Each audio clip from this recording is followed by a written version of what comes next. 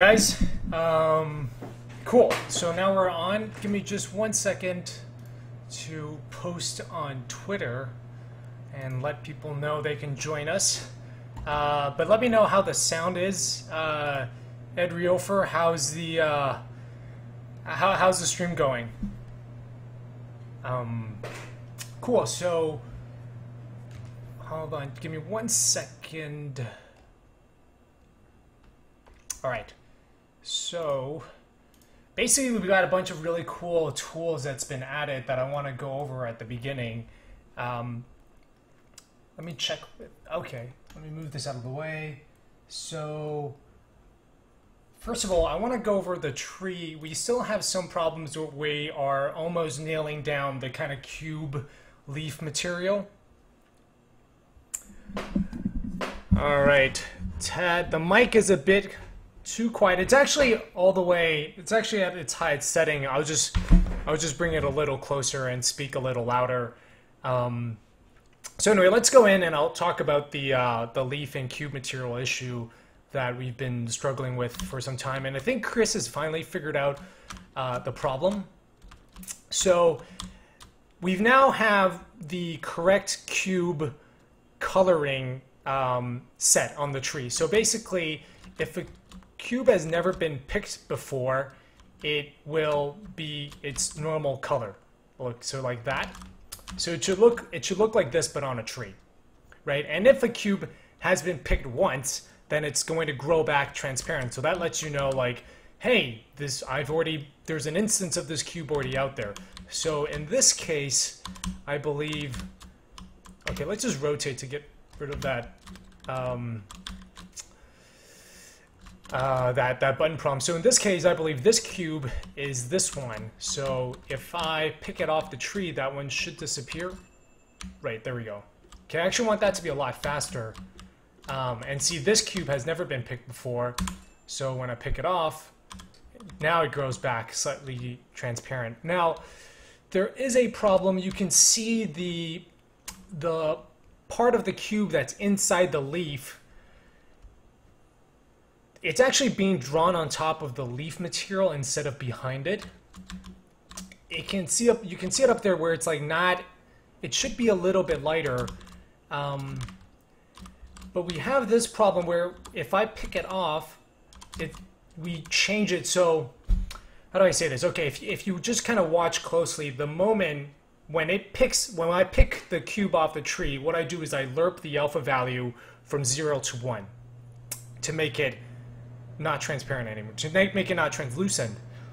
However, that shader has slightly different properties than when you set it to opaque, which is how it is most of the time. And so there's like a snap when that happens, and then you can see it where its coloring will change because the cube material will be drawn on top of the leaf, and then when we swap over to the opaque material, the leaf material will be drawn on top of the cube. And it's a little too noticeable, but I think hey, Wordle, how's it going? Hey, thanks for stopping by my stream. I was watching Wordle's stream a little earlier today. She had a whole bunch of guests. So the problem here is so you'll see it where it goes behind the cube, and then you see there's that moment. So it's like, right. So right now, we don't know what the problem is, or we know it has something to do with like when you change a shader's blend mode during runtime, it actually doesn't get updated. So I think it might be a little bit too low level for us to get to, but for now we have the cubes working, so we're actually going to leave this problem and then come back to it a little bit later. Hey, Bazamble Field, thank you.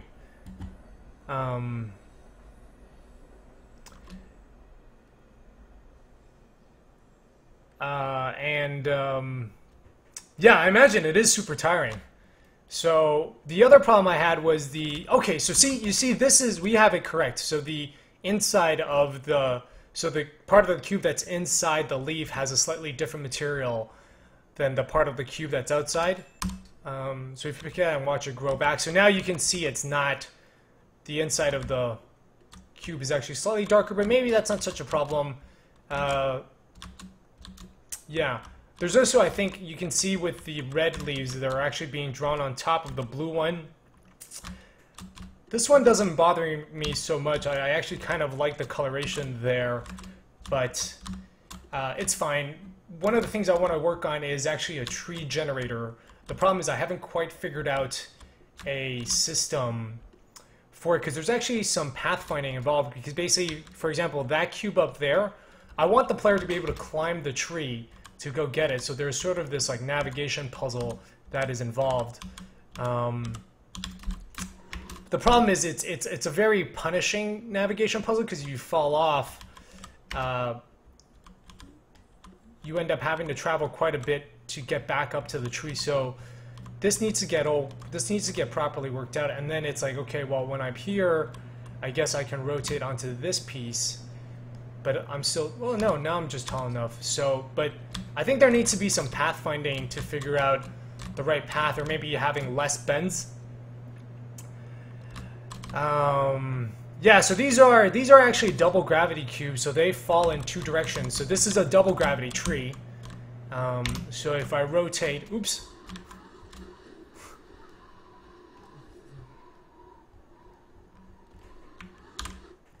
Oh, actually, I forgot I disabled the world wrapping system for that one because it was having problems. You have that fixed now. I will go over it in just a bit. Yes, so that should be... So this is actually the new tool that David has written, and we can go over it in a bit. Is there any kind of fade for the flipping? There is... Are you talking about... there's... You can see that there's a... I do lerp the color, so right now the floor is going to fade to white, and then the new wall is going to fade to blue. I do have it for the cube color, so watch this. This is going to fade. The leaf materials don't fade right now, but they will eventually. Oh wait, let me see if they do fade. No, they do. So the color transition is instant. So this is a double gravity tree. If I rotate onto the other side, okay. So I think there's no collider on that wall, unfortunately. But yeah, that tree is active from both blue and red gravity. So yeah, the other thing that's been added that's really nice is the lerping from translucent to solid. But yeah, you can definitely see that moment when we change the shader. It's not a really big deal. It doesn't affect gameplay, but it just bothers me from an aesthetic standpoint. So that's where the tree is at. We're almost done, and I think we're gonna start. Well, actually, one thing we should do. So we'll continue with our series of notes for Chris. Is to add color lerping for leaf material. This is Notes for Chris 2015-07-14.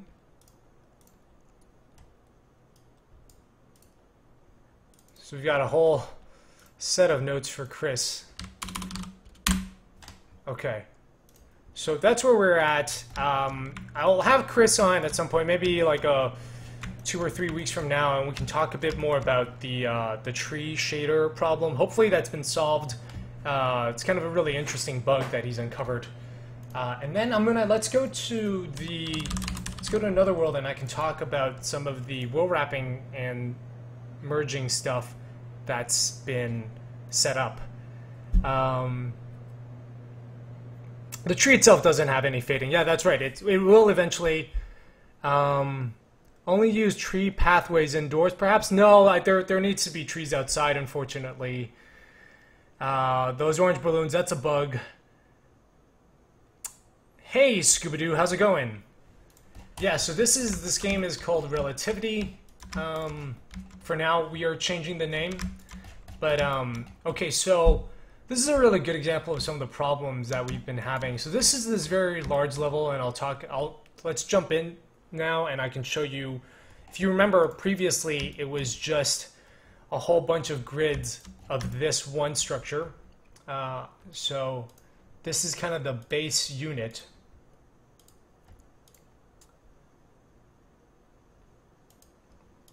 Oof.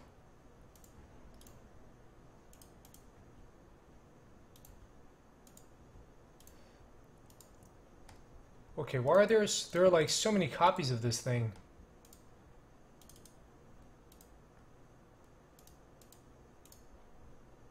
Okay, so this is the base unit, and previously in this world we just had it all on a grid, which I didn't think was as interesting, which I didn't think was super interesting. So what I wanted to do instead was to kind of create some opening in the space,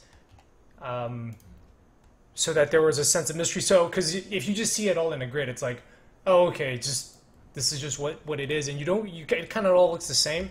But once we have this space inside, it ends up being, you end up getting kind of different points of views, and some things look different from certain places. Nordy Dirk, yeah, I think I met those people at Indie PopCon. I'm not 100% sure. Alright, we're gonna go into no clip. Hold on. I'm going to change this because right now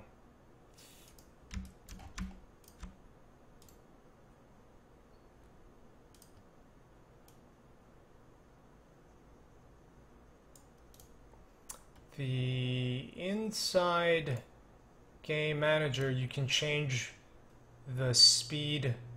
Oh no, on the player we can change the no clip speed, and that one was at 2050, and I'm just too used to 100 200 right now. In fact, I should make this, let's just make this the prefab. Okay. Scooby-Doo Puzzle Adventure. No, it's sort of like I always explain it as Scooby-Doo. If you've seen Inception, there's that scene where they fold Paris in half and start walking up the wall. That's basically the core mechanic. So you can see, I'll show you right now.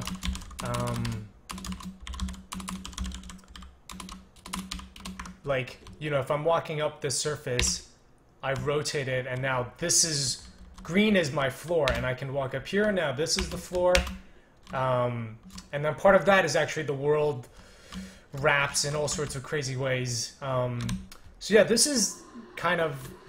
Ooh, let me see if I can make the game not so loud for me.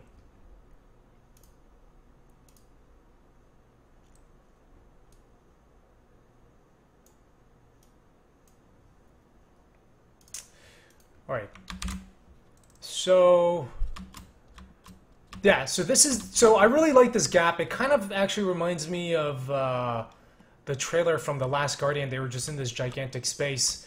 And so what's really cool is, we can jump down this gap and have this view of the world repeating, which I think is really, really fascinating. It is so big that it does take a while to kind of fall. But then when you are inside, we are still getting sort of the density of the space. So there's kind of like a combination of really close-in areas and really dense. Okay, so that looks like there's something a little off there. But anyway, and then also falling. Okay, there's a bug where I was stuck on the floor. Thankfully, we've got no clip.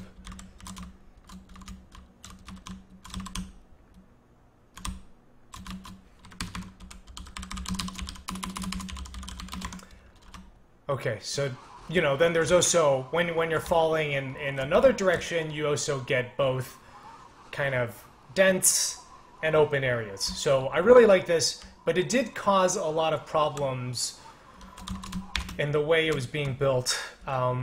So one of the things that we've done now, so for example, it was really tricky to figure out the exact wrap distance, and the way I was doing it before was I would make this giant box, Yeah. Wonder what the purpose would be. Okay, that's a bug. So main GI pointed out this little gap, and that's actually just because I didn't line it up correctly. The artifact had been sorted out. No, it's still a problem that we're working with. Unfortunately, there's sort of just like a bunch of ongoing issues. So, for example, in this case, I had a really tough time figuring out how to like exactly what the size of this is. You know, I would kind of like the way I was doing it before was I would try to line it up. Like line up one side to one edge, but the problem is it gets really hard to see if it's...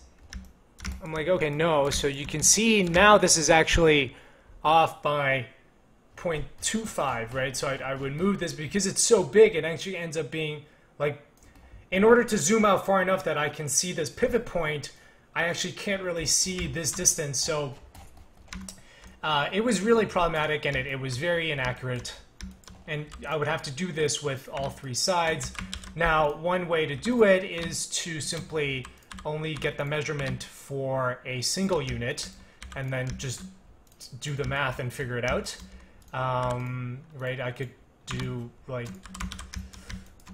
So, you know, I was like talking to David I was talking with David about this today, and I was like, oh man, we got to figure out what the size of this and then add it together. And then I realized what you can simply do is pick one object and then do and give it a box collider. And what that does is it basically picks a bounding box that just fits the thing, and it tells you exactly what the size of it is. So knowing that, so I'm going to change it back to Mesh Collider. So David basically wrote this tool that does set up world wrap bounds for hierarchy, and it's wonderful because what it does is it actually, we didn't see it, right? So it's already set up the bounds. So it's aligned it perfectly in the world wrap manager where I know now exactly how big this thing is in every axis. And what it's done is it's created this parent object, it put this one in, moved the parent object to the origin, merged everything together, created a bounding box, and then deleted all the stuff that's not necessary, and then got the values, put it in the world wrap manager. So all that painful moving stuff around, we just got it sorted out. So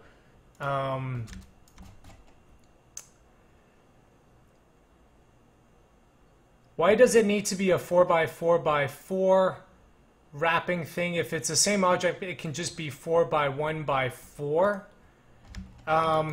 The reason why it needs to be 4x4 is because otherwise, if it's 1x4, the objects that are wrapped, so because otherwise, if it's 1x4, you would actually see the boxes that you're carrying if you looked up. If that makes sense. Like this is actually the entire geometry of the world, not just the visual instance itself. So as in, if you put a box here, if this was 4x1x4, then you would jump down to the next one and you would see the box there. But with this setup, you wouldn't see the box until you've gone through another 4 iterations. Does that make sense? Main GI. So lots of great tools. The other thing is, remember we had a whole bunch of mesh merging stuff, and there were all sorts of different cases. Sometimes I just wanted to merge stuff without duplicating. Sometimes it did, and then it actually took... and so what we were doing is we were just adding all of these buttons to this drop-down menu that were all basically doing the same thing, just with slightly different combinations. So David just went ahead, and now check this out. There's I can just simply check which ones I want. Do I want to destroy the original, or do I want to duplicate the original? Do I want to, you know, some of the objects are tagged as environment. Do I want those? Do I want to include only enabled game objects? So basically, in order to get, so this is like, right, this is 2 to the power of 6 combinations. And instead of just having a whole list of buttons, we just made it this way. So now it's just a much easier kind of pipeline. So we're sort of like refining the whole set of tools that we're using. I'm going to jump in here and take another look around again. 4 is not the minimum. I can make it, like with this setup, it can be super big. Great. Also, another thing, I will show you guys again in the other one. I don't have to use... it was only a cuboid, now it's not. Now it is not. This is really wonderful. So, I think yesterday I talked about having... I'm going to go to another level now so that it's a little easier to see. Oh, no, wait. Okay, this is a great level to give you guys an example. So, Eddie was saying the world is a cuboid, which for the longest time it was, right? The world wrapping. So now, what I can do is I can actually make changes all in real time. So let's say I actually want this to feel much more like a central column. Let's go in here. What I can do is I can just change this so you see now I've pushed those out in the distance, right? So this is no longer a cuboid. The sides are much longer. The other thing I can do is I can start to create player offset. Oh, that looks kind of cool. So I can go in here now. We do have these named incorrectly. Like right now, the X is actually Y and the Y is actually Z. So let me see if this works. But it's going to offset me when I wrap around. Okay, yeah. Now why would I want to do that? And this is actually what I was talking about. Hi, Neon Lair. Kyle from Tokyo Game Show. Side Tokyo Game Show. Yes, Kyle. You worked with Liam, right? On oh man, I'm blanking on the name. The Charles Barkley game.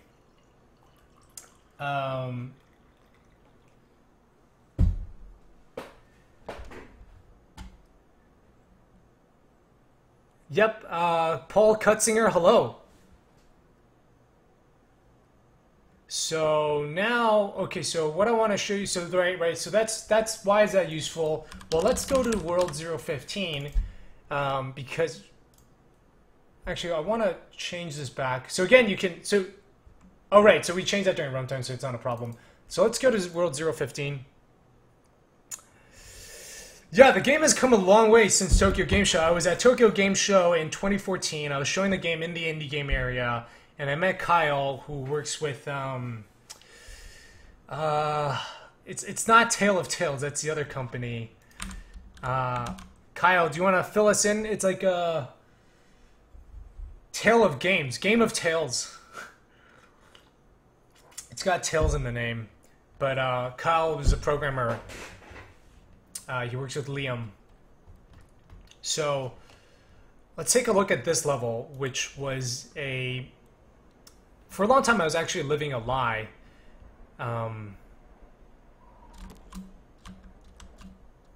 I see.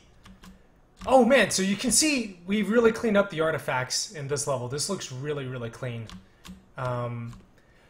So there was, let me show you guys the problem with the world wrapping was when it was just a cuboid. So I'd be like, yeah, you can actually keep walking down this forever. The problem was that was actually not true, because what would happen is if you kept going down, eventually it would wrap you forward. You would be back in the same position, which is actually beneath the stairs. So you see that, right? Because basically we've basically gone back around. So now we were.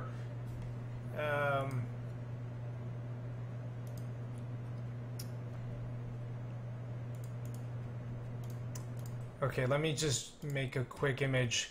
So basically, in this level, we had the stairs like this, and here's the player.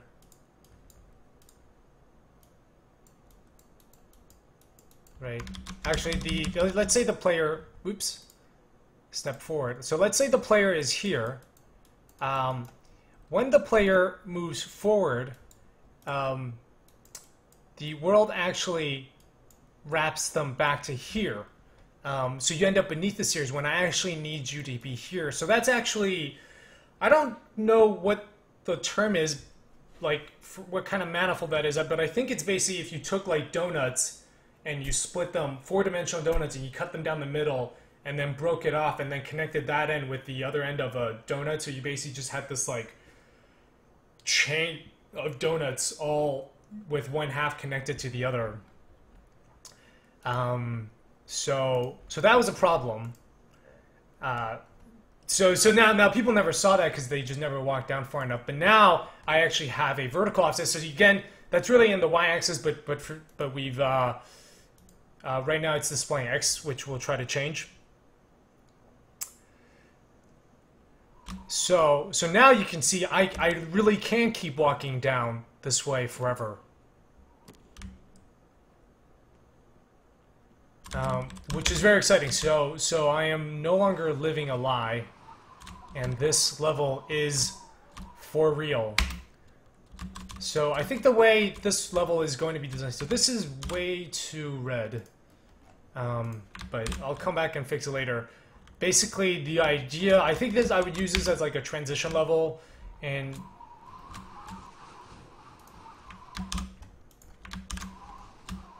okay, so I just found a bug because my y-axis stopped moving, but I think I would have the player kind of come in to this level from the blue side, and they would just have to like navigate to the other side, the red side, and then find a door and exit. But if you wanted to, you could kind of keep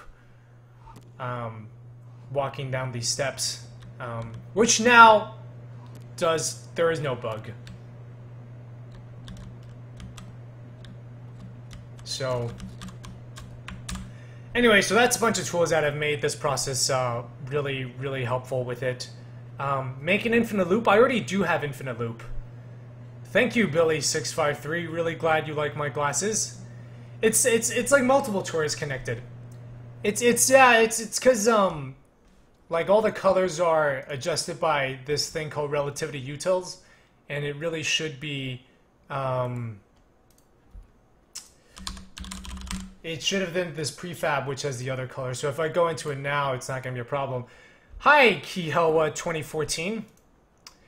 When is the alpha release? There's not going to be an alpha release. It's puzzle exploration, so this is basically the key mechanic. It's like a puzzle game, so it doesn't really make sense to have an alpha release. So basically you can change, it's like an Inception where you can change your gravity direction, and the world also wraps around. So yeah, so now you can see this is the actual color that I want. The hardest thing about designing puzzles for this game is that it opens up a lot of it's trying to make all the mechanics consistent. So I can show you with the sandbox level.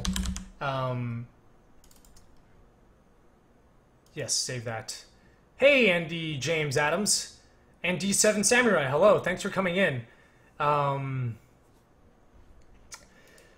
Right, so everything has to work on a level that is consistent. So we basically spent 2.5 years trying to figure out what the game is. So what I mean by consistent is that, so we know that the geometry wraps around, right? If I fall off this world, I am going to land in the world below. The transition would actually look correct when it's actually, in the final version, right? This is just a sandbox level where I'm testing out stuff. So that means that a cube has to also, be affected by the geometry and the gravity. So if I let go of a cube, wait, let me land again. Right? If I let go of the cube, I should see it come down from above. Okay, so now here's the thing, and again, it should also be affected. So this cube is now stuck in a loop, and likewise, if I rotate onto green, it is blue, so it's frozen, which is like what we expected, and you can actually use this as a mechanic. So let me see if I can land on this cube. Okay, if not, so basically everything I'm showing here becomes aspects that you can use to solve puzzles.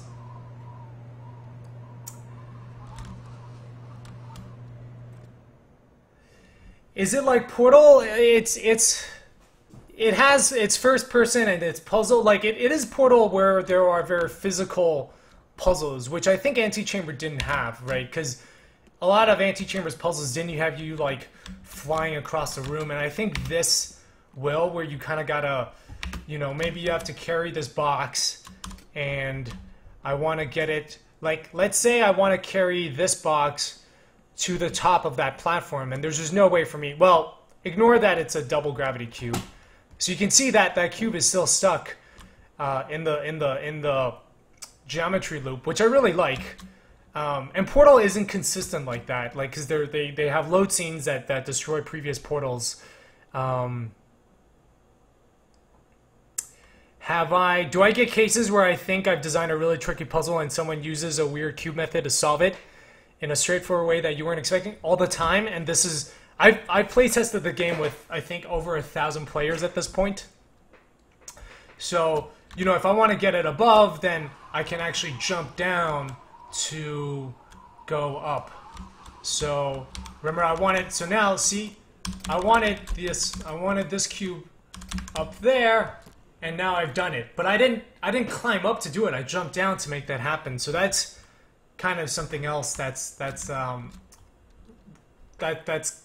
like a physical puzzle that I don't think Antichamber had, but Portal had more of. But it's open world, and it's very it's not, there's no, you know, it's a lot more abstract.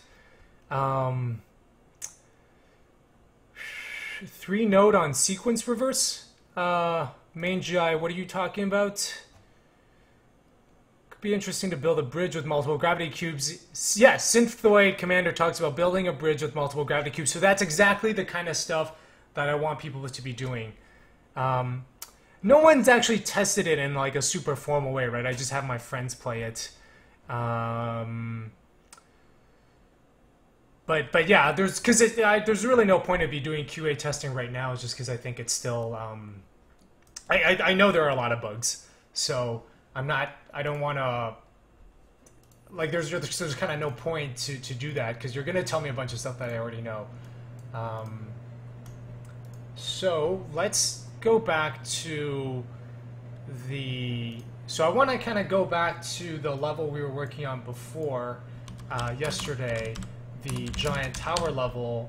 I actually didn't get a chance to touch it. Can you cube hop in this? I'm not sure what cube hopping is.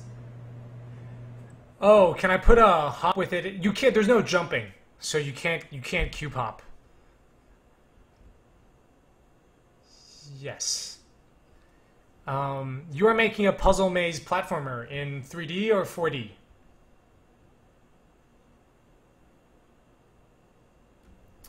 Main GI, I have no idea what these nodes are that you were talking about. Alright, so we're going to come back to this scene. Yesterday we started adding the stairs. This is pretty much where we left it, and I didn't really get a chance to come back to it and play with it during the day. So we can do that now.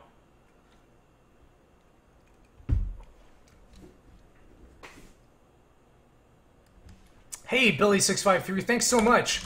Let me send you a link to the website if you want to check it out.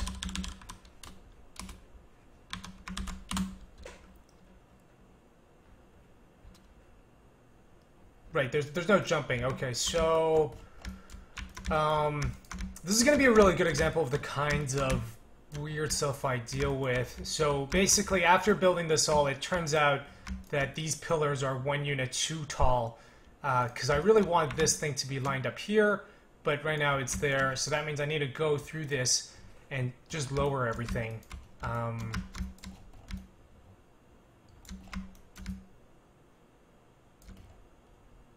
And additionally, this set of stairs, we are going to bring it outside a bit more. And I'm actually going to have these stairs come into this pillar. So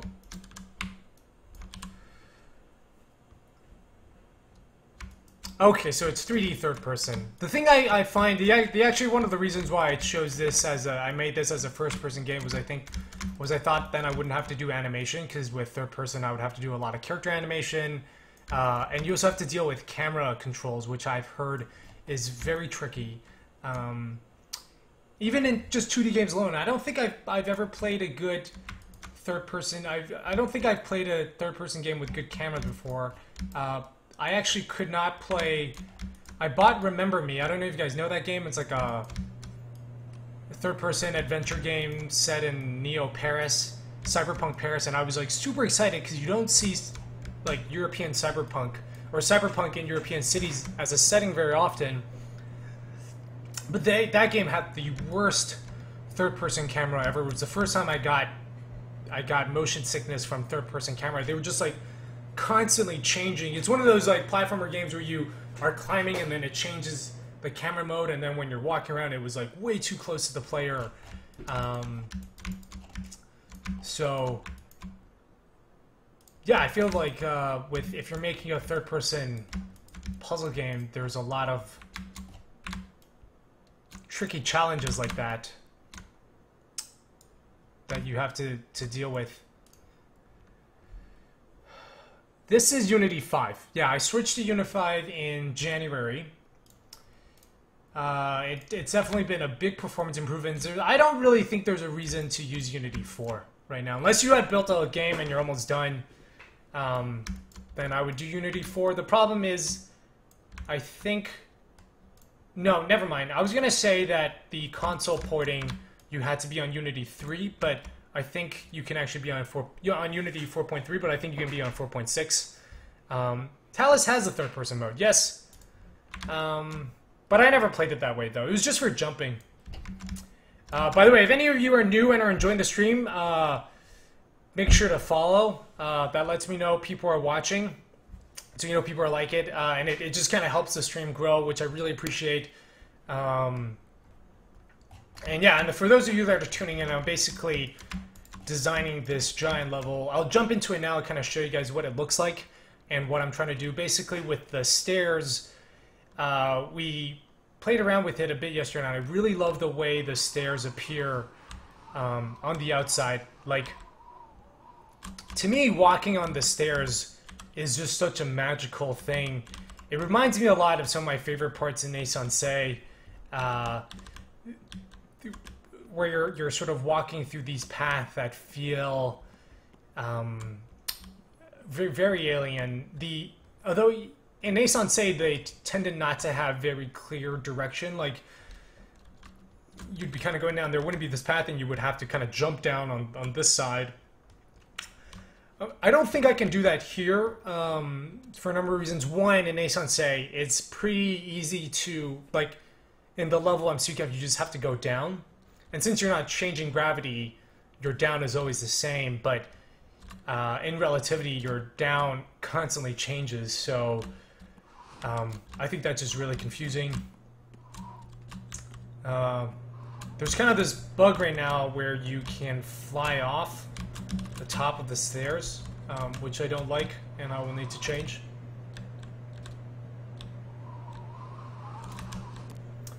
So yeah, so after the stairs is done, we're going to work on the interior, which is very unfinished. It kind of looks like a shopping mall from here.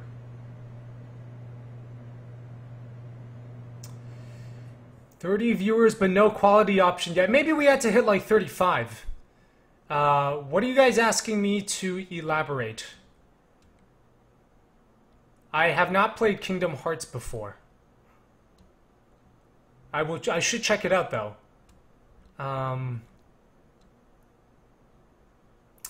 D7 Samurai, Sean Barrett that challenged me to do 3-note solution. Okay, I think that's another game.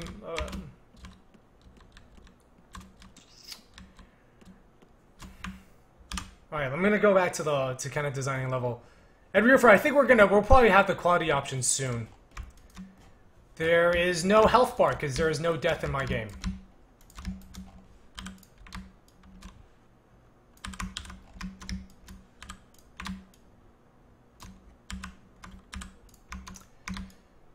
So yeah, one thing I want to do is I actually want to connect the stairs to this tower right here. Actually, I actually want this bend to come in this way. So it's a lot of I like never have a plan when I start, and it's just a lot of freestyling and then a lot of massaging the level into the final form. Oh, I see. Okay. Yeah, I figured it was some kind of game. I forgot you guys have been talking about TIS 100. I just got super confused because I thought it was something I said. Does Twitch use a CDN? I don't know what CDN is.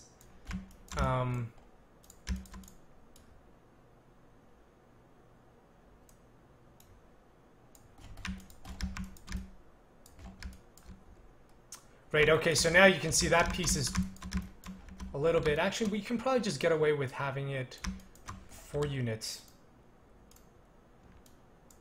in.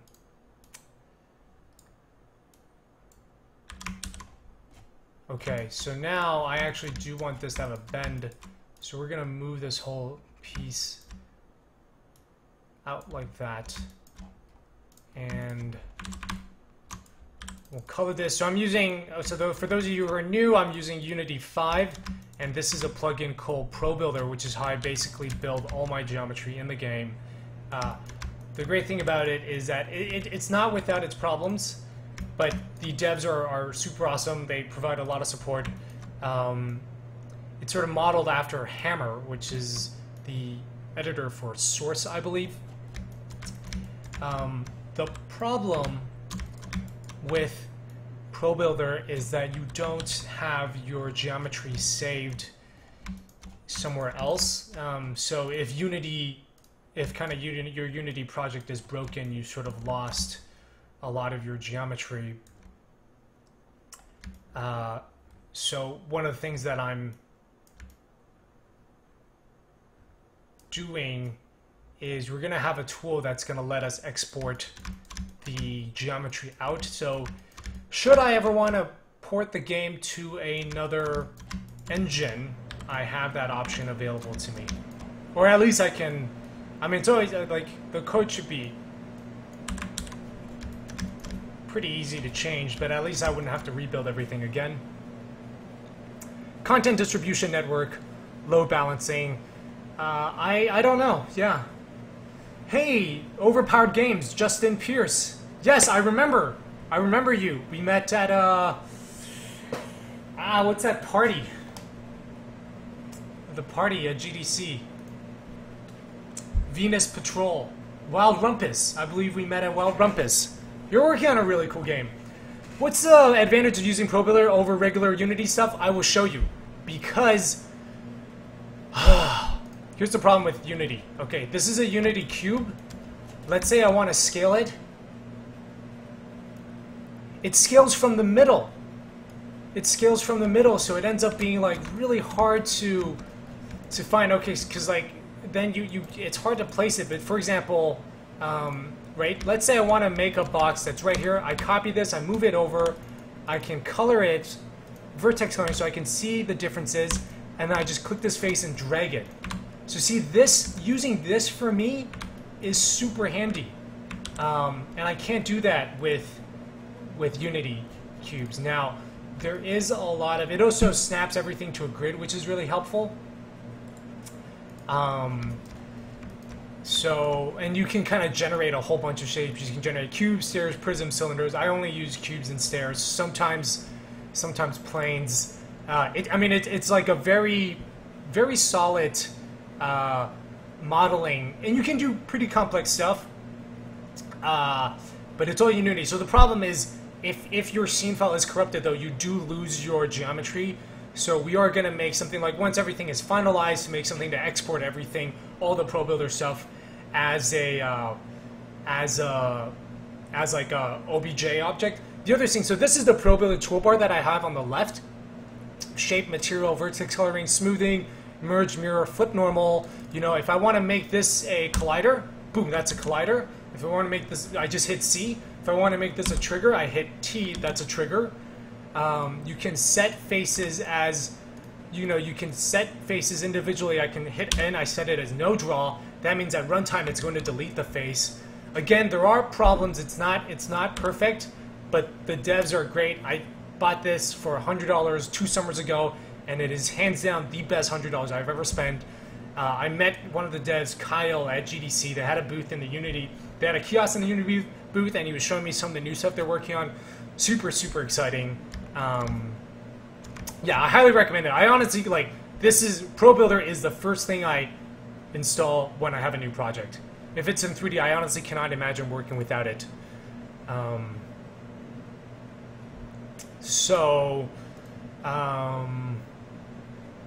Yeah.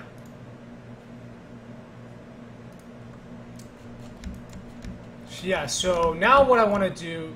Okay, and you know, so like I'm basically using ProBuilder for everything. Let's go back in here. So basically what I want to do is actually lower this entire level by 1. Oh, so the other thing, so like, for example, right now I want to lower this by 1 unit. The grid is also super handy.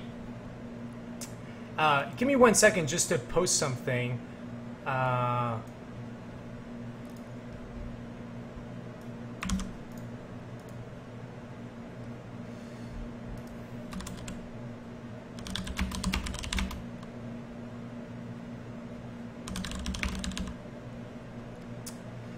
Right, so for example, right now I want to make this thing 1 unit lower, right? With the Unity cube, I'd have to scale it down, or I mean, you could put in the scale there, but then you'd have to like move it into position. Here I can just drag this face, and I can select all these. Like, you can't do this in Unity. You can select all these faces, and then just move it down like that, and that to me is all super handy, because I can make these changes here without trying to worry about kind of the global structure.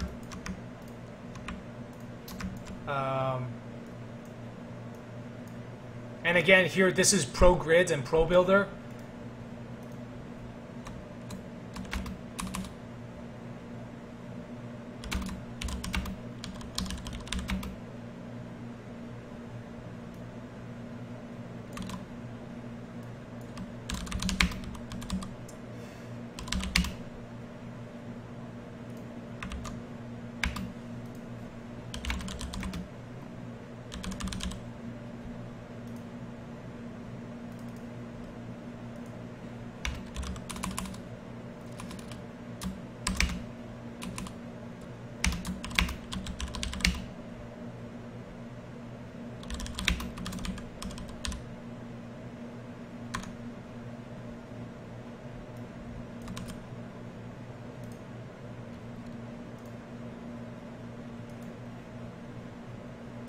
Okay, so yeah, like having stuff like this just makes it a lot easier for me.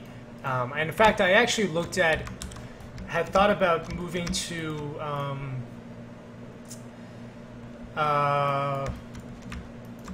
Unreal at one point, and I couldn't find anything like ProBuilder, and that was like what turned me off. Like if Unreal had ProBuilder, I might have actually tried making the game there, but it didn't.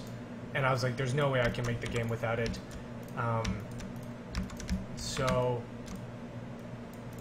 you know, I can show you, so one of the problems I have with ProBuilder right now, I don't know if they fix it, I don't think I have the latest update, is, so right now I'm on the 0.25 grid, and you'll see so right now this is at 8.25, like when you are on 2.5 and you drag it, it sometimes snaps to, sometimes it gets off and oh no, maybe they fixed it. But sometimes you'll have to like go down into a smaller divisor, like you have to go to 0.125 to just fix some stuff. Oh, by the way, David also fixed the thing with the windows. So if you remember, they were like in this one, you can see the window is slightly offset and we fixed that. And we're going to replace this one in a bit, so I'll talk about it when we get to that point.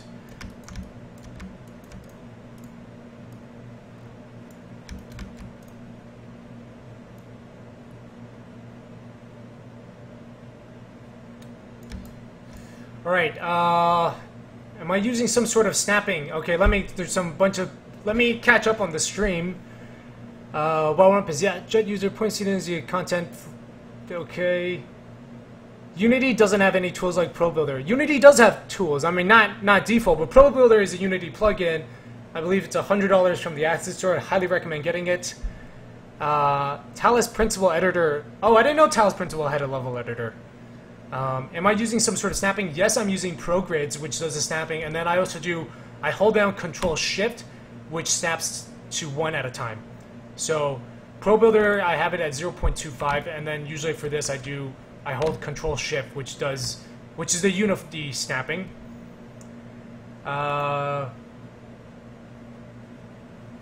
If you edit X in the Talus Principal Editor, it stretches from the middle. Okay, so it sounds like Talus Principal Editor does the Unity weird snapping thing.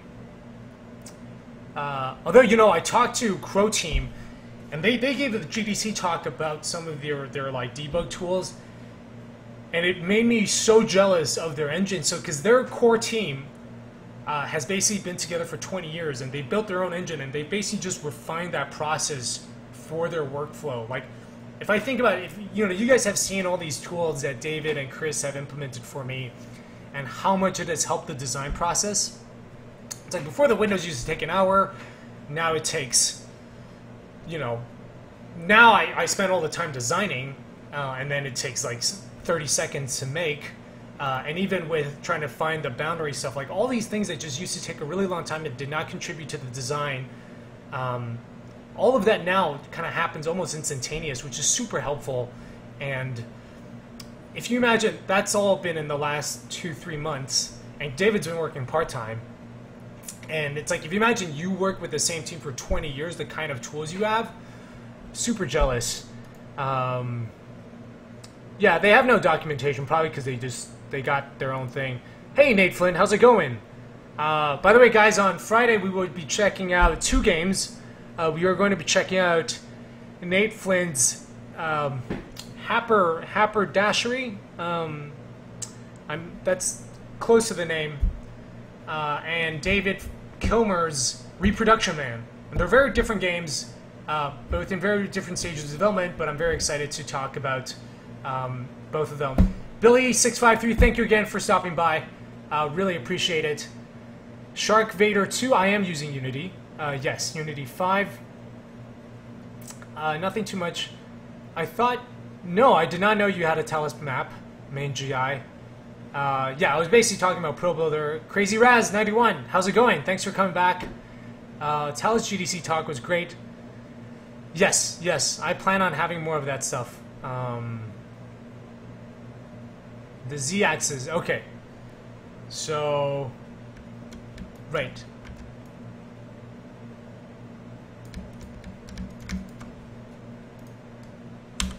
Oops. Oh, right. So the other thing with ProBuilder is you can hit G and it switches between. So this is G. I'm in geometry editing. I can select the face. If I hit H, I can go into vertex mode and edge. Right. Hit H, and now so I can change specific edges. And now I usually work in face because that's kind of all I do. Everything is a box. So select face. Control, select the other face, and then drag it down. You can, so yeah, you basically hit G and you can switch between top level editing, which lets you move the entire object, and geometry editing, which lets you move specific parts of the object.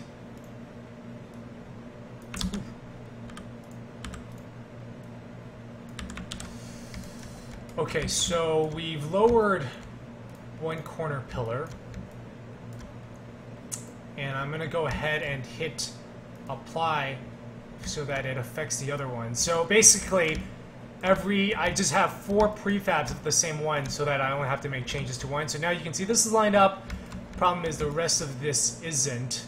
So I actually have to kind of come in here No, I'm not gonna do all of these pillars separately. Actually, we're gonna save this one, so that's pillar 5. We'll do pillar 6. Yeah, really my biggest, the thing I really wish Unity had was nested hierarchy.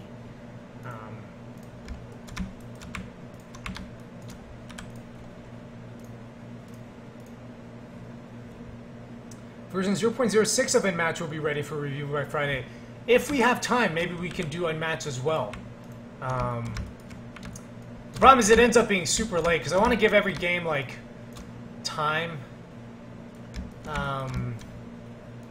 But, yeah. Maybe we can do Unmatch the following week.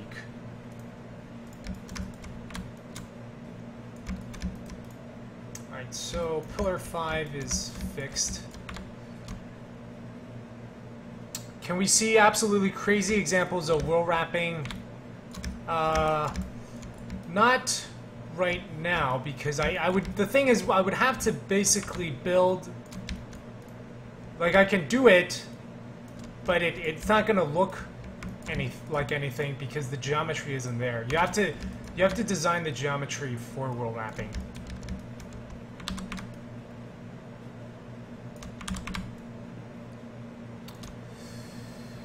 So, sometimes there are legacy bugs that are just never fixed. Yes.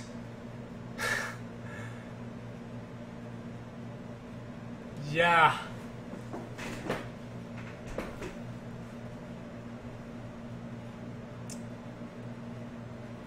.30 main GI.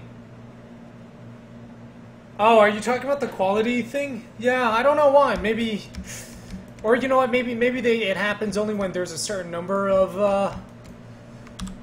like, maybe there are just other streams that have way more viewers. Maybe it's like a percentile thing. Right. Yeah. Definitely let me know when you have something ready. It would be cool to definitely have like recurring games on the stream.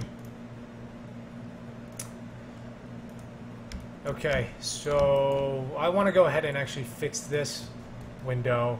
Yeah, Lisa, you worked on Sunset Overdrive at Insomniac. That was, were you guys using your own engine for that? Yeah, I am sort of, after kind of seeing some of the conversations that John Blow has on Twitter, I sort of want to make my own engine. And David actually has some experience building one, but I don't think... Well, first of all, there was no way I'd be making this game without Unity. I think it's just too much. I'm way too far. Oh, new tools.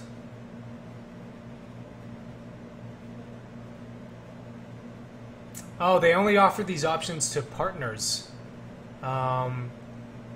But we totally had it yesterday.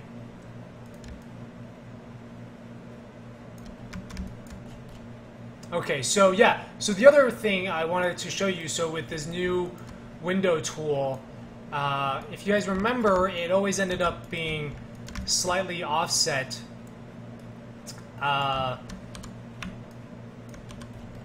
from, because of where the origin of it is placed. So you can see the frame is actually at 0.125 and the glass as well, because otherwise it ends up being like 0.125 off, which, so that's something else that we've gone ahead and fixed.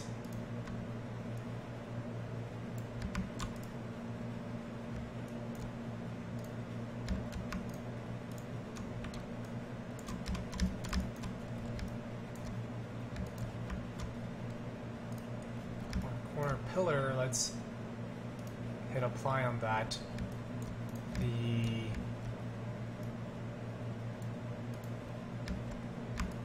Alright, now let's hit apply on this centerpiece. Okay. Great. And now we basically need to move this entire section 4 lower by 1. There we go.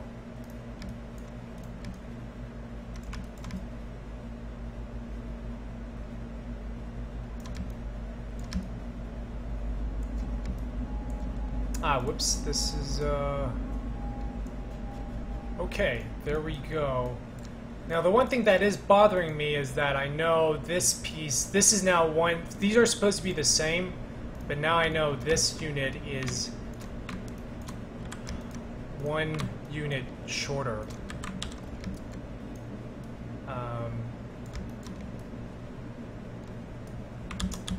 Actually, no one's gonna notice, so...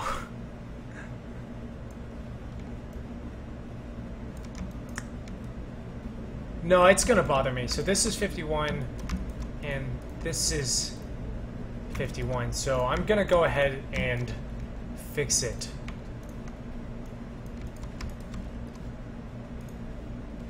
I was gonna leave it 52, but then in the back of my mind, that's just gonna keep annoying me.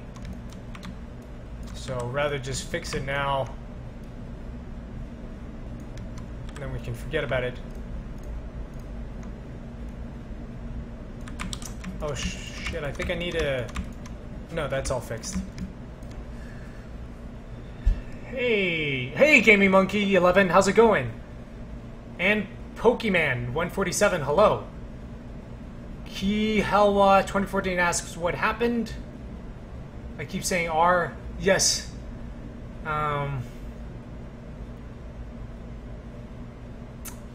Will this game be free? No, this game will not be free, Pokemon 147. I have spent 2.5 years at this point, and all of my savings, and some other people's money to make the game, so I do need to recoup that. As much as I would love to give it to everyone for free, I cannot do that. This game, it's like Monument Valley first person with more systematic puzzles. Yeah, it's just like an insane, a super insane Monument Valley.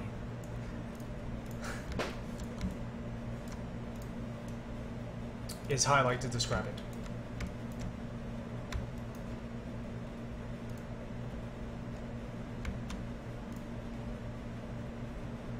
Oh. Oh, okay, so this is actually another reason why you should always kind of separate stuff in the game, because now, because I didn't split up the, what is this thing called? Okay, so this is the corner pillar top 2. I didn't split up the piece at the bottom and the piece at the top. In order to move the top piece, I'd actually have to go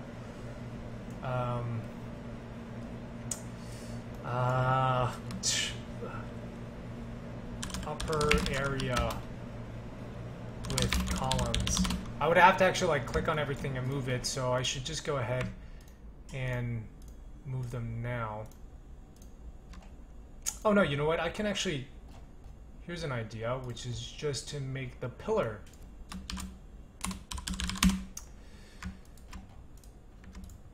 put all the objects of, so this is gonna go inside. Yes. Alright, so all of these we can go inside, put them inside the pillar. And what we'll do is we'll move the pillar up. Okay, and then what we can do is hit apply, and then we'll just move everything 1 unit down. There we go. So now everything is fixed.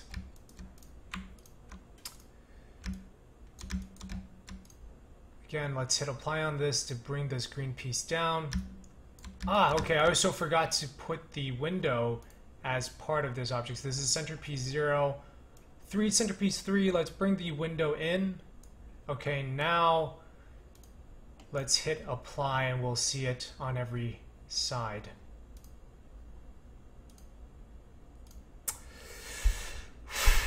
Hey, Cody Predum, how's it going? Systematic Puzzle is actually a good name. No, that is not a good name. I thought you were talking about game names. But yeah, systematic puzzles is very, very important. Hey, Pokemon, thank you so much. There's going to be a narrative, so let me show you. This is for Pokemon 147.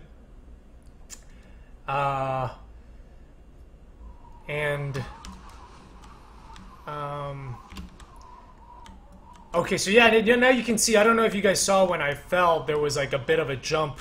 There was a bit of a skip, because it was on the old previous distance. So the mechanic is that you can change your gravity. You can walk up walls like this. So, you know, right now, and then you can, the world also wraps around. So right now this world looks like a whole bunch of vertical towers that we're in, but we come here and rotate. You know, it's much more like these gigantic pipes, a world made of that. So this is just sort of the basics of the game. So actually now we can use this tool that David wrote to calculate the bounds. So let's see, we have a 408. It should, if this tool is working, that number should drop to 407. I could update it, but I want to keep testing. Oh no, it's 406. Oh right, it should be 406 because what we did was we took away one unit there, and then we took away another unit there. So see, this is why doing it the previous way was annoying, because I would have missed the second unit we taken away, and I would have left it 4.407, and that would have still a bunch of problems. But now this tool does it super accurately. So I guess always rely on the computer when you need to do calculations. This piece does not need to be this long. So we're going to come in here and make this shorter. The reason having this piece so long is causing this piece to be, the piece at the bottom to be really long, which I don't like. So we'll make that. So sometimes you can see ProBuilder does the thing, it's got like some floating point thing. So right now that should be 8, but it's 7.999. It doesn't make a difference. But I feel like they should have a... I don't think it'd be very difficult to write some kind of snapping, like just a floating point check. But maybe, I don't know. Actually, it probably is quite hard. Yeah, anyway, I love ProBuilder, so I'm like kind of just nitpicking, but that tool has been absolutely wonderful. Actually, not just wonderful, but essential to my development process. Gavilusion, gravel. I want to not have the game have the mechanic in it. Because the thing is, like, yeah, I'm changing gravity, but that's not really the main part, right? This is really more about exploring architecture and all that. So I think we've got the stairs now. We're going to go ahead and bring them into this. I'm going to split them up. I'm going to put this set of stairs. Exterior staircase lower. And I'm going to bring it into this corner column 2. I'm going to hit prefab and just have it apply to all different sides. This is exterior staircase higher. And we are going to bring it into corner... Wait, this is corner column 2. And this is corner pillar 2. As you can see, I am excellent at naming things. We want to find... Okay. First person, third person side view. Are you guys honest puzzle games? Yeah, Matt Vander calls them honest puzzle games. I don't... But that seems to imply that other puzzle games are lying to you, which I don't know if I agree with. I do like that term, and I think it's very true. But I think a lot of people might have problem with that game. How much will this be? I do not have a price point at this moment. Or rather, I do, but I don't want to say it now because things might change. I can tell you that it will not be free to play with in-app purchases. And it will not be $59.99 with a season pass or a $20 DLC. I can guarantee you that much. So let's go ahead and kind of have this apply to our... Okay, so now we can see what it looks like on all different sides.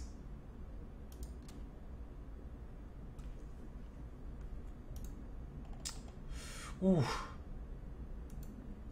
Okay, for a second I should have saved it. I was worried Unity was going to crash. Excuse me. Horizon. I have a really good one.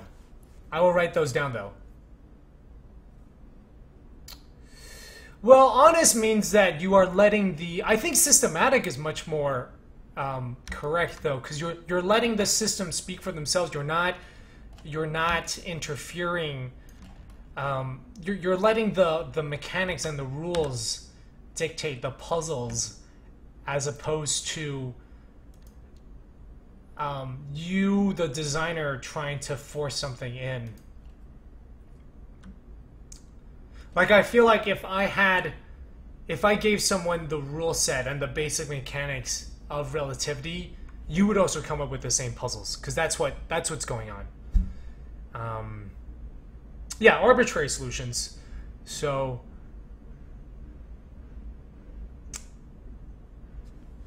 they don't lie to you, but they are... I mean, all games are sort of lying.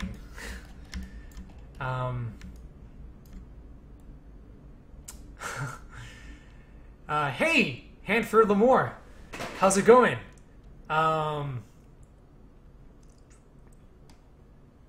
Did I say something that scared you? By the way, everyone say hello to Hanford. He's making one of the games. He's making a game that I don't know if he wants to talk about it, but it's one game that I wish I were making.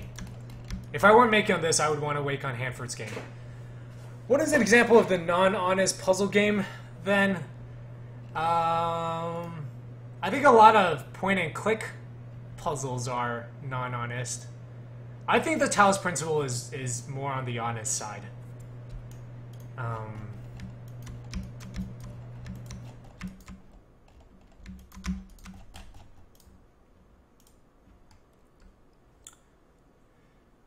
Sure, French name would work. Yeah. So, I don't know. I feel like honest ends up being like super, Oh,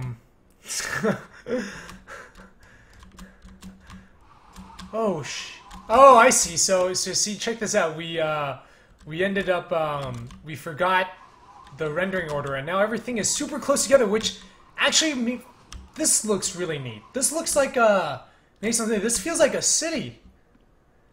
I'm going to, let's fix that. Because I feel like I can have both, have them separate, have them much, yeah. We should have it split up and also like super close together like that. I don't think all point and click games are non-puzzle. Yeah.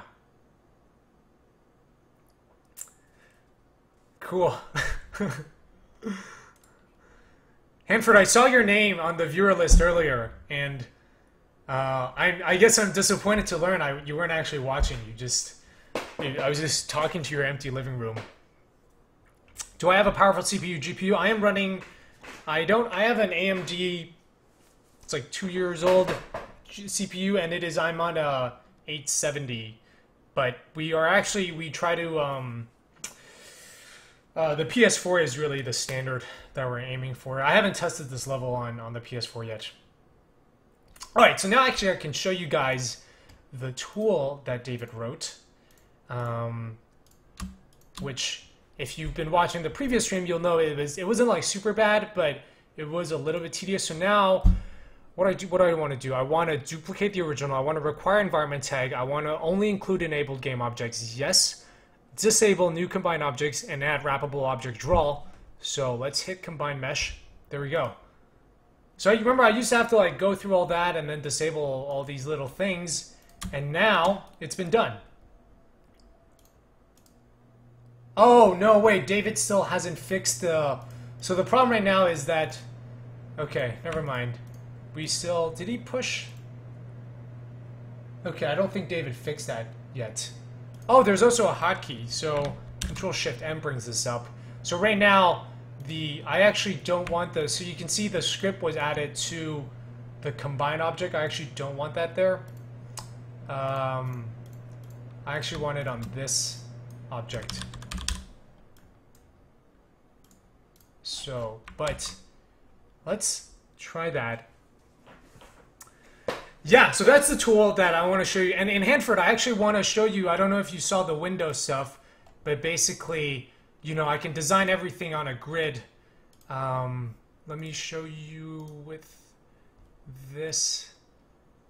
Right, so basically it allows me to design everything on this, where every pixel is exactly 0.25 units. And right, I can design. Let me save.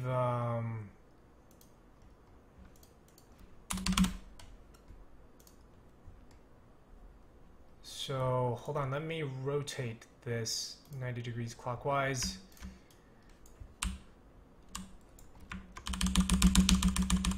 Right, so now basically anything that's gray is going to get drawn in.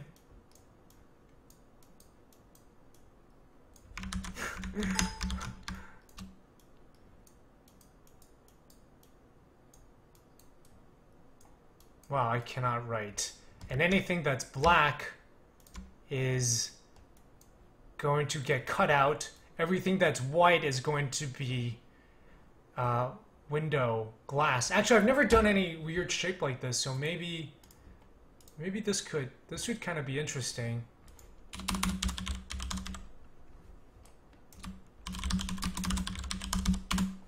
Let's see if his tool can handle it. First, let me save this. This will be the ultimate test of using something that's not even supposed to be. It might break it though. I'm curious to see how that window is going to get generated. Oh, moment of truth. Oh, check this out, see? So see, now we've generated this window and it's just super easy. Okay, so it does break down. Like the reason why we can optimize this, you can see every kind of different height, we're creating a different quad, I believe. And you know, it works really well if you have grids, because then basically every glass is hey, thanks so much for coming by, Wordle. Really appreciate it. Yeah, by the way, guys, check out Lisa. Her name's Wordle, twitch.tv/Wordle, and she does she also streams quite often too. So if you guys like game development stream, you should check that out. Split into more than one part. Oh wait, you know what? This should be not glass. Okay, that should be black. Right, so this should actually be empty, so I need to talk to David about that. So you can split it into more than one part, but it needs to use black. Right, I don't know why it should get cut out. So it looks like that's the only thing that's not working. Oh no, you know what? It wasn't dark enough. Yeah.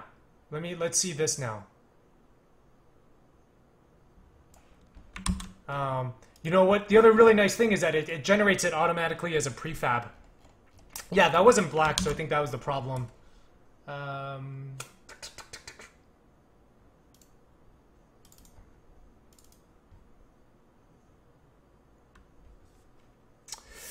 Oh man, yeah.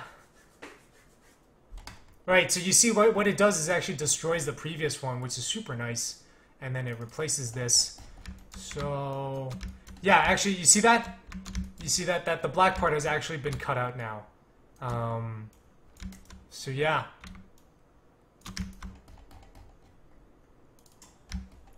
So yeah, this is a super, super cool tool. You should, Hanford, you should definitely stream. And I'm thinking, you know, I saw the window you had. I feel like if you just had different colors, you can, because you have like different depth in the window itself. But yeah, everyone, you should all follow Hanford on Twitter. I think he's just Hanford. But he's making a super cool game that I'm really excited about. So yeah, let's actually jump in and take a look at what is the release date. I am aiming for sometime in 2016. I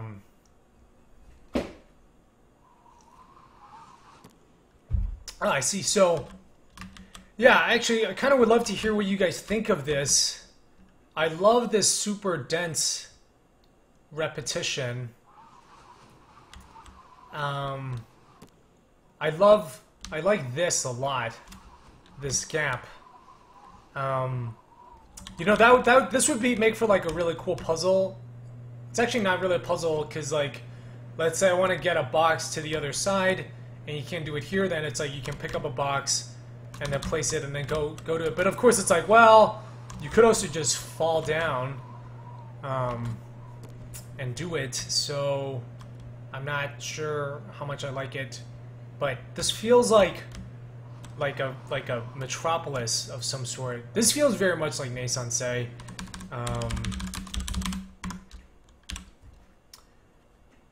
Let's switch over to another gravity. Ooh. But I feel this is maybe not that interesting. I think it's a lot better when the instances are much farther apart. Hi, Syke. Thank you for coming by. Yes. Thanks so much. Really appreciate it. Launch window. Let's say mid 2016, but no promises when it's done. This game, you can't. The thing is, it's not a game like Rust where you guys can play it and I just make tweaks and it.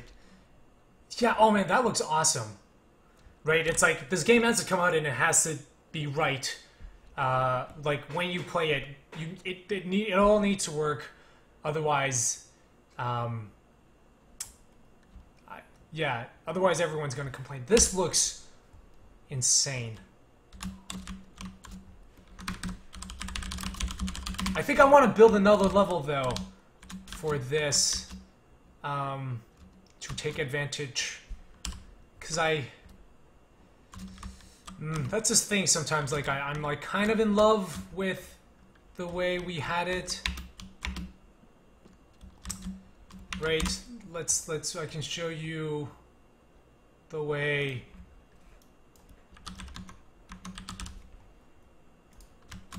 I don't know, like I'm kind of in love with this.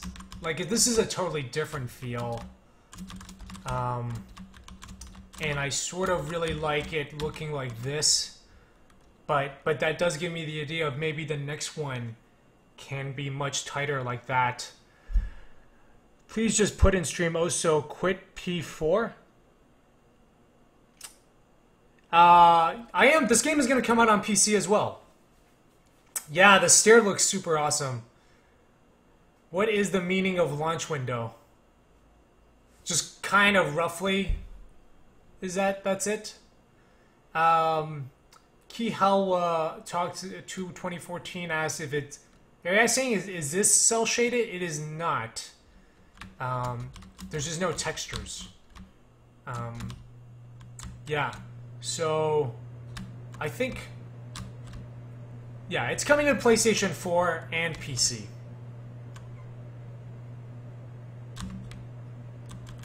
I think what I'm going to do is I'm going to keep this one, and I'm going to have another level that is similar, but maybe have it look much more... Like, I think that other one should just have way more stairs. Oh, let's walk on the stairs. Because I do have some puzzles for this that I think are really interesting, but they do need it to be... Yeah. This is a custom shader. Yeah, No, there's like 5, 6 shaders running on top of this.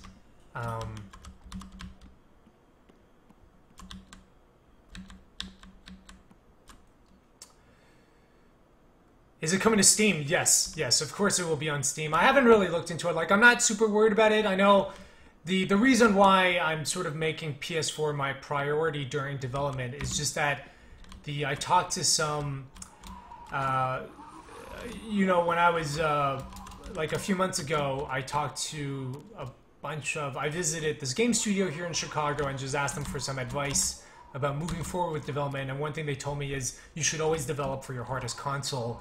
PlayStation 4 has way more limitations than PC, and getting through console certification is way harder than Steam. With Steam, I haven't done it, but everyone tells me it's like you send them the game, you send Steam the game, and they're like, okay, and then it's up. With consoles, it's like you got to set aside 3 months at least for that process. So I'm making it. I'm making sure to set aside that time. It is not... Yeah, I have talked to Sony about releasing it on PS4. They were the ones that took it to E3. They showed it in the PlayStation booth. I am not exclusive, though. I haven't signed that. So that's which is wonderful. So I'm just not looking at other consoles right now because I've sort of got my hands full with the game as it is. I kind of want to run back to having it the tighter look. Relativity Super Shader 3000.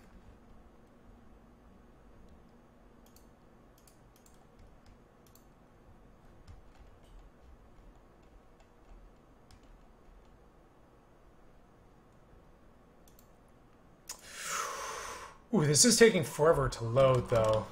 Yeah, like... So kind of one of my favorite things about working on this game and making it... Will I make it for Xbox? I don't know. No, I don't want to make it exclusive only to PS4, because, I have a PlayStation 4 and I play a lot of NBA 2K15 on it, but I really do like... PC is still my primary gaming platform, just because most of the games I play are like first-person puzzle games, and a lot of those tend not to be... Well, that's where you'll find them on PC.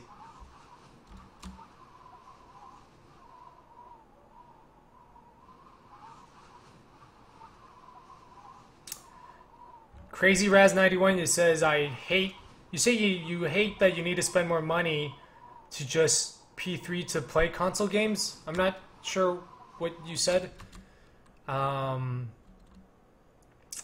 I don't know about Xbox. It's maybe. Yeah, that looks sick. That's a great shot. So maybe, you know what?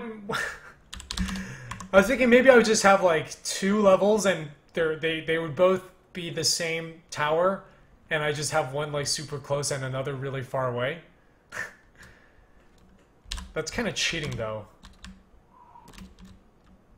You also kind of need to design it like, the problem with okay, so one argument for not having them super close in this design is that the towers don't overlap.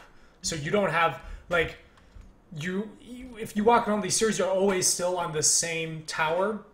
And I think if you want to design it for like a cityscape like this, you really want to design it so that one of the stairs can go to the adjacent tower, right?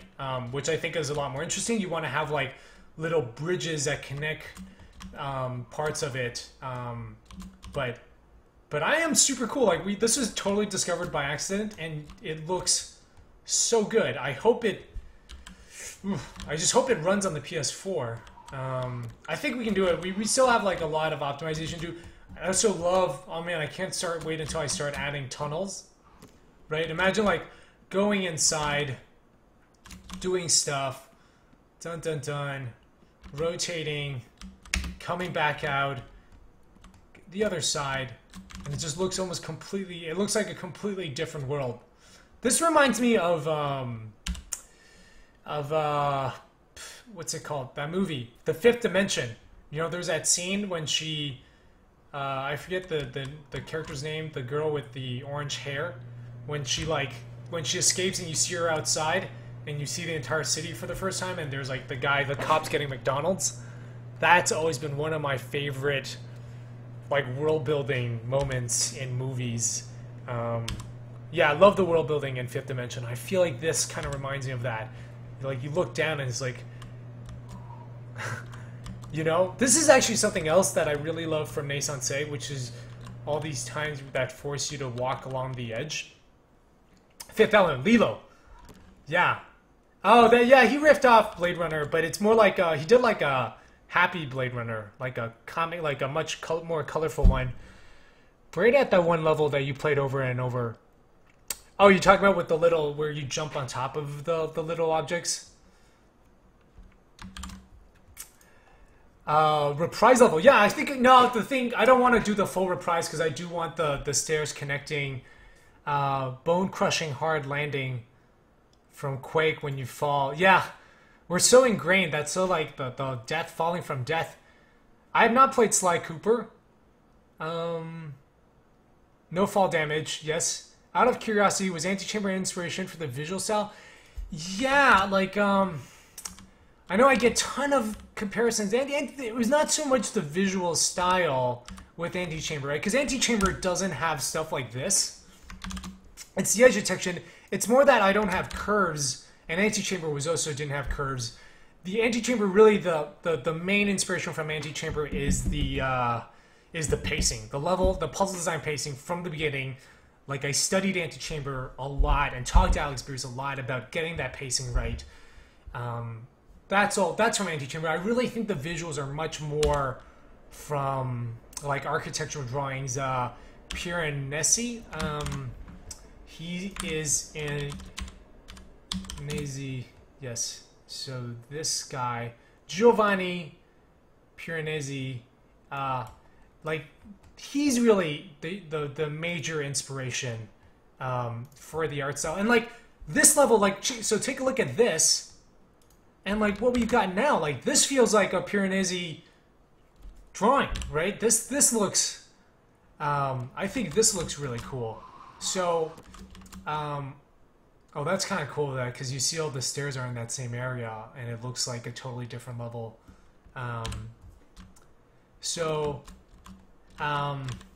But yeah, I mean, it's like everyone sees the visuals and says Antichamber, and I really think that's really more of the edge detection. But it's like, if I were to describe it with other games, I would say probably Naissansei had the biggest impact on the visual style. Certainly Antichamber with the edge detection. Antichamber the most on the pacing, and just like going away from being Portal, Starseed Pilgrim in the metagame, Starseed Pilgrim and Fez in the metagame, and Portal in the physical puzzles. No, exactly. So Ed Rio first says, if these towers are so close together, why not have the staircases link the towers? That's why I'm saying, like, right now I think I'm going to keep this tower, this level, with the towers very far apart, like what we had before. And then we're going to design another level that's similar, but with the, where staircases actually link to the towers. One thing I'm confused about is why it seems like I'm getting double... Okay, now actually I know what the problem is. Will Valve buy my game? I hope so. Gaben will not buy the game. If any of you know Gaben, please tell him about my game. Aspie Lad, thanks for coming by. Yes, MC Escher is a huge influence. I want this to like make MC Escher proud. Cody. Oh, really? They use Piranesi on this bottle? Interesting. I guess he's old enough that this stuff is like public, in public domain. Dear Escher. That would be a good name. I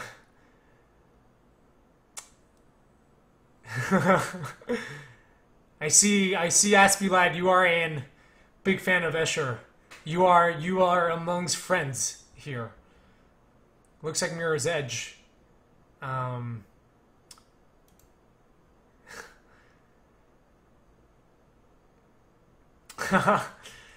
uh, yeah, but yeah, thank you. That I'm so glad you joined us from Wordle stream. So yeah, this is kind of cool. We kind of discovered. So now you know there's going to be another level that looks like this. This is going to be, oh man, it'll be a nightmare too. I think, no, certainly once you kind of know, the interesting thing will try to be design areas so that players can still navigate, like, finding checkpoints and stuff.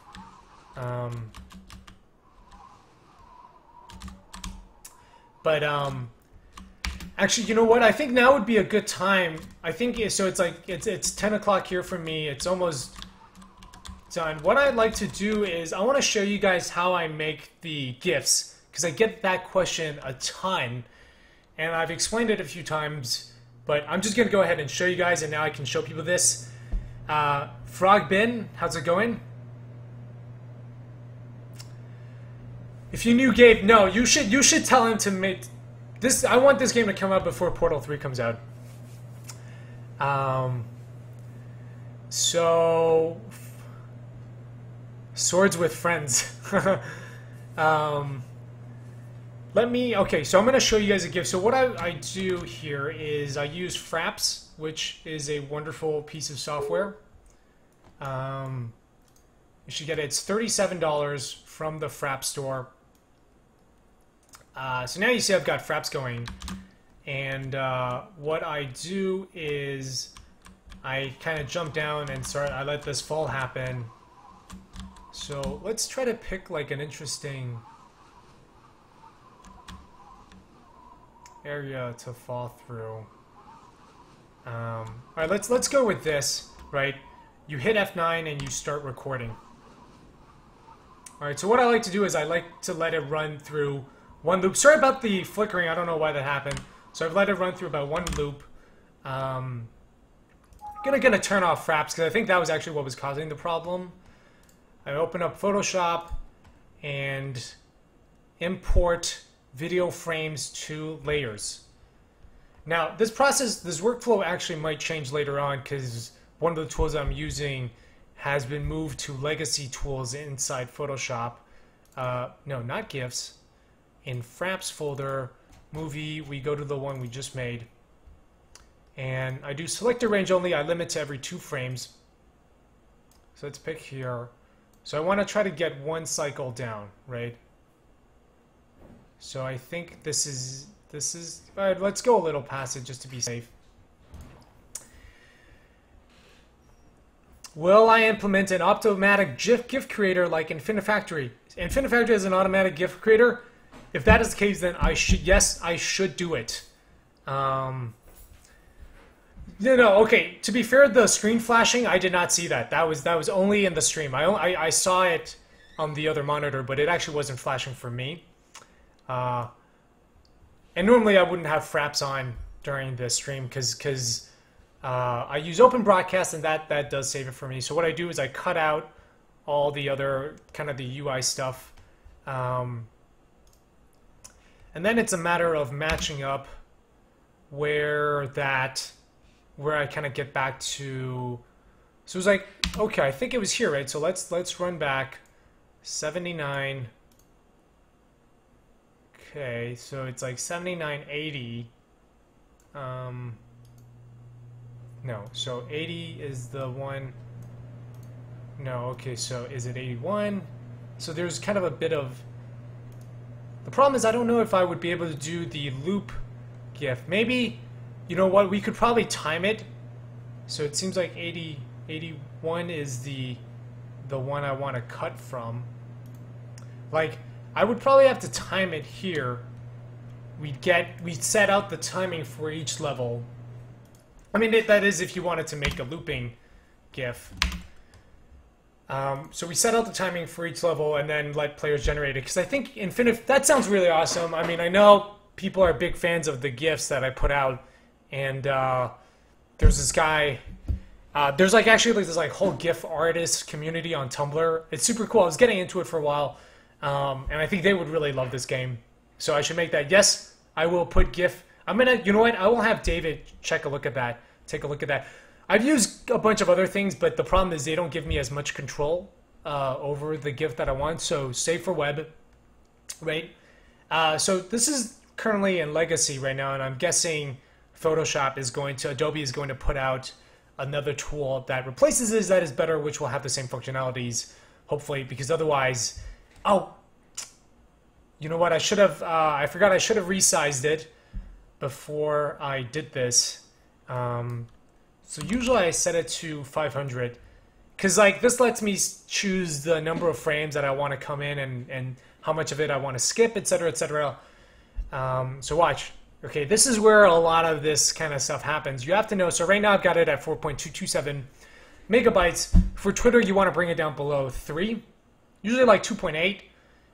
For Tumblr, you've got to bring it down below 2, which is why I don't use Tumblr as much. So you can choose the colors. The wonderful thing is I don't have to work at 246 because I don't have that many colors. So 64 is enough. You know, if I do 246, you can see more of the vignetting. But it doesn't make like a whole lot of difference, and it contributes quite a bit to file size. So now this is, and there is no science to this. You kind of just have to play with increasing lossy value, maybe lowering dither. So sometimes you gotta, you know, the biggest thing that has impact on it is, okay, bringing it down to 400. And it's just like, and you have to just make the call. Sometimes I like to have things a little bit bigger with more dithering. So now we've got it. So let's see, maybe we can like bring it up to 420.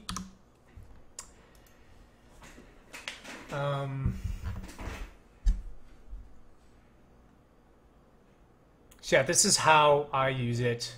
This is how I make the GIF. So yeah, like, okay, 420. And this looks pretty good to me. So now you'll notice that it falls a little bit faster because I've skipped every other frame. That's kind of fine. The thing is, if I do make it, so right now everything is at 0.03. If I do increase it to 0.06, it doesn't look as smooth. So we're just gonna go with this, and I will go ahead and save it as Relativity GIF 2015-07-14E. So I've already made a whole bunch of GIFs today. So this is how I make stuff. 420. Oh, yes, magic number. Hanford is a big fan. Yes, someone did make that. Ryan Roth, he's done some of the sound effects in the game. He made the sound effects for Starseed Pilgrim. High Sight. You can consider making WebM. Have I considered? Yes, I can make. The thing is, so using Giphy cats, you can have much higher quality. The thing is, then you can't post it on Twitter. Like, I mean, you can link to it, but you can't have it inside Twitter. So, which is why I don't do that. I should add a speed modifier in the GIF system. Yeah, I think because I know Monument Valley, they had the like photo mode. Also, Last of Us has that, and I know like Ken Wong, who's one of the designers on Monument Valley, and he told me that was like a huge hit with everyone. That's like people were just sharing images from the game like crazy, and I feel like there's going to be a lot of stuff.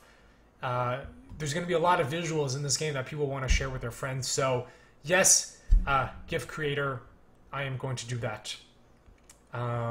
So that's the kind of the stream for today. That's the update. Again, for all those of you who are new, check out the game, relativitygame.com. I'm on Twitter, Willie Cheer. I guess it's all on the bottom of the screen. And if you enjoy the stream, make sure to follow. I think maybe the more people watching we're hopefully maybe one day Twitch will give me a consistent quality adjustment setting, so some of you can watch on a lower setting while I stream on 1080. And yeah, Hanford, thank you for stopping by. Definitely let me know if you stream sometime. Seriously, guys, check out Hanford's game. He's on Twitter, twitter.com/, his handle is just Hanford, Hanford. let me bring him. I'm gonna do a little promotion for Hanford because his game is seriously awesome. This is Hanford. His parking skills are unparalleled. He is developing this game maquette, and it is super cool. So check him out. Maybe he'll start streaming. So so that's it for today. I'll upload this, and thank you all for watching. Thank you all for tuning in.